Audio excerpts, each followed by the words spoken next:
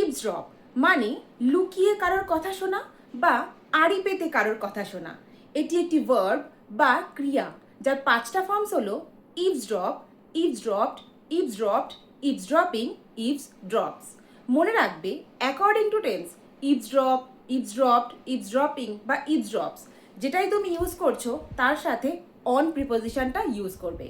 তারপর কনভারসেশন মানে কথোপকথন, এই কথাটাও ইউজ করতে পারো বা এই প্রোনাউনগুলো ইউজ করবে মি, আস, দেম, হিম, হার, এই প্রোনাউনগুলো ইউজ করবে। দুটোর মানেই একই, কনভারসেশন বলতেও যা বোঝায়, আবার মি আস বললেও সেই একই মিনিং দাঁড়াবে।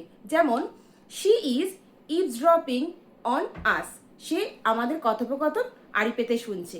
She is eavesdropping on our conversation, সে আমাদের কথোপকথন লুকিয়ে শুনছে, মানেটা একটাই।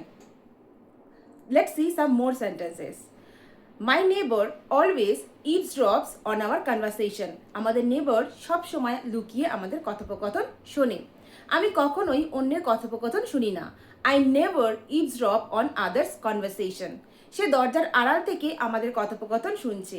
They are eavesdropping on us behind the door.